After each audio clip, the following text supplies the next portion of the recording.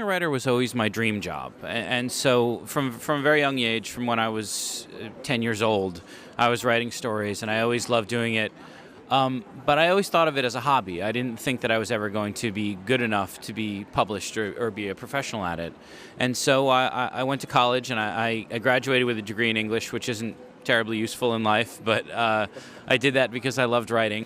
But then when I graduated, because I didn't expect to really be a published writer, I went and got a job in publishing, doing editing and marketing and PR, and I didn't really do much writing, but I did rewriting of other people's writing.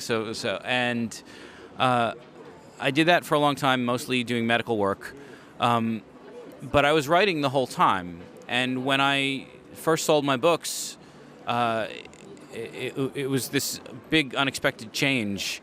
And at first, I sold the first few books in America, and it was a nice bit of money on the side, but it wasn't enough money to live on. And so I kept my job, and I had a really good job that I was good at it, and I was making good money, and it was secure. It wasn't until I sold the books in the UK and Germany that I started to realize that maybe I could do this professionally. And so I finally just made the jump and decided that I was going to write full time. And I've been doing that for 5 years now, and I've been very fortunate. It's worked out for me very well. It builds over time. You have a couple of ideas that started off, of course. I had this short story that I had written about a young boy named Arlen who could never leave more than half a day from his home because he had to be back by nightfall because that was when the monsters came out. And that story was kind of the beginning of the series. But it wasn't until later, basically when September 11th happened, that I really found the theme of the story, which was a story about fear and what it does to people and how it affects them. And so this idea of this boy who lived in terror every night and how fear affects people and how it makes people treat each other, those two ideas came together, and that was how I started to build the story. But it grew over time. With every step that he takes, I added a little bit to the map, until it was this huge adventure. I was in New York when it happened. So from my office building, we could see the towers as they burned. Nobody knew what was happening. Everybody was afraid. And even the people in my office, I was in an office of about 50 people. Some people immediately ran out of the office and said they had to get home to their families. Some people just ran away. Some people went closer to the scene to see what was happening. Some people ran down to try and help look for victims. Some people went to donate blood. Some people just froze and didn't know what to do. And quite a few people just went downstairs and got a case of beer and sat in the office and waited for news.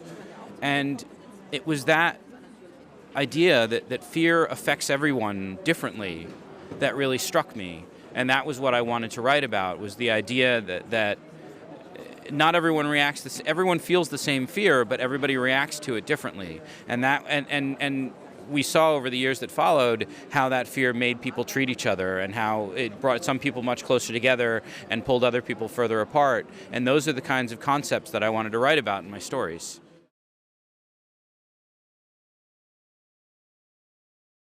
I don't get to read as much as I would like to anymore. I used to read at least a book a week, sometimes more than that. And now, because of my career, I don't get to read as many as I would like. And a lot of them are books that other publishers have sent to me asking me to read it so that I can write a little note on it. But the thing that I'm reading right now for pleasure is Mark Lawrence's Emperor of Thorns. It's the third in his Empire trilogy. The second one just came out here in Germany. And those books are wonderful. They're so good. I'm also a big fan of George R.R. Martin, Joe Abercrombie, Brent Weeks, Naomi Novik, C.S. Friedman. There's so many authors that I love. Of course, I started with Tolkien, and that was where it began for me.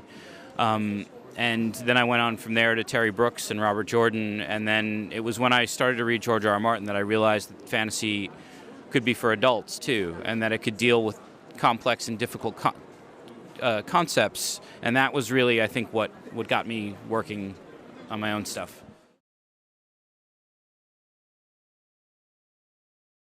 Well, I have a very young daughter, and so she gets me up at 7 o'clock in the morning. But I don't do any writing then.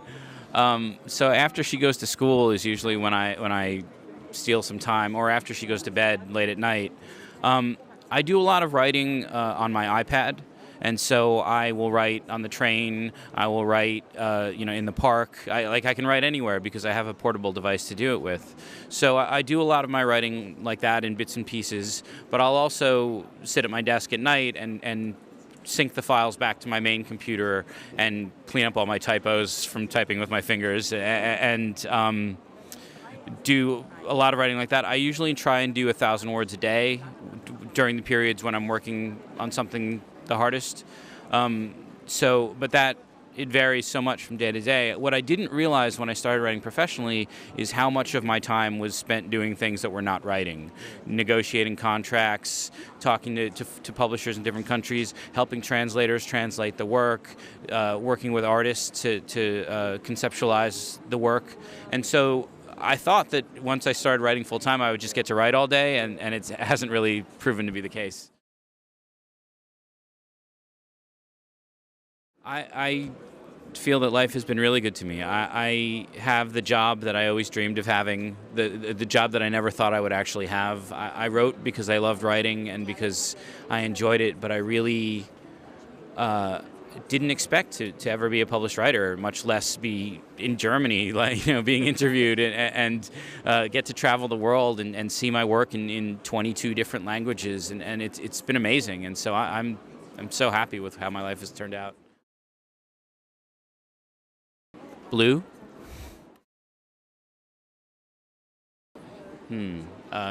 Chocolate. My favorite dish? Steak. Fish.